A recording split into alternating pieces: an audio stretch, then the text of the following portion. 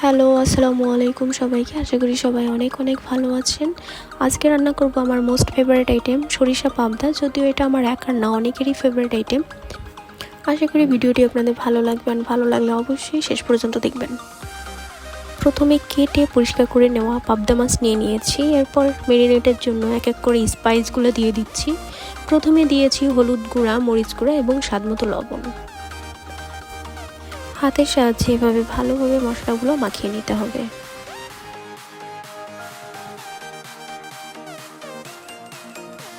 মাছগুলো ম্যারিনেট করা শেষে এখানে দিয়ে দিচ্ছি 2 টেবিল চামচের মতো সরিষার তেল। সরিষার তেল দিয়ে ভালোভাবে মেখে আমি 10 মিনিটের জন্য রেস্টে রেখে দিব। 10 মিনিট পর একটা প্যানে আমি প্রয়োজন মতো তেল দিয়ে দিচ্ছি। তেলটা একটু গরম হলে দিয়ে দিচ্ছি ম্যারিনেট করে রাখা মাছগুলো। যদিও আমার তেলটা একটু বেশি গরম হয়ে গিয়েছে। মাছগুলো এক পাশ ভাজা হয়ে গেলে অপর পাশ ভাজার জন্য আমি এখানে উল্টিয়ে দিচ্ছি। বলে রাখা ভালো, মাছগুলো যেহেতু রান্না করবো দ্যাটস ওয়াই খুব একটা ডিপ ফ্রাই করার প্রয়োজন নেই।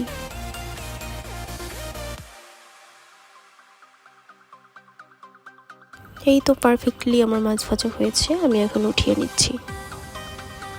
মাছ ভাজা শেষে এখানে আমি মেইন ইনগ্রিডিয়েন্টসটা রেডি করে নেব। এখানে আমি সরিষা নিয়েছি। সরিষা আমি আগেই ধুয়ে ভিজিয়ে রেখেছিলাম। তারপরে দিয়ে দিচ্ছি কাঁচামরিচ এবং কয়েকটা কাঠবাদাম। দেন 2 মিনিট ব্লেন্ড করে নেব। এরপর মাছ ভাজা তেলে দিয়ে দিব পেঁয়াজ বাটা। এরপর দিয়ে দিব 1.5 টেবিল চামচের মতো আদা বাটা এবং রসুন বাটা। কষানোর এক পর্যায়ে দিয়ে দিব ব্লেন্ড করে রাখা বাদাম এবং সরিষা পেস্ট। ভালোভাবে আরেকটু কষিয়ে এখানে দিয়ে দিচ্ছি স্বাদ মতো লবণ। এরপর দিয়ে দিচ্ছি 1 চা চামচ হলুদ গুঁড়া এবং 1 চা চামচ মরিচ গুঁড়া। দেন দিয়ে দিচ্ছি 1 চা চামচ ধনিয়া গুঁড়া এবং 1 চা চামচ জিরার গুঁড়া। একত্রে সব মশলা কষিয়ে এখানে দিয়ে দিব টমেটো পেস্ট। আমি 2টা টমেটো ব্লেন্ড করে নিয়েছিলাম। টমেটো পেস্ট অ্যাড করার পর মশলা থেকে ভালোভাবে তেল বেরিয়ে আসলে এখানে দিয়ে দিব ভেজে রাখা মাছগুলা।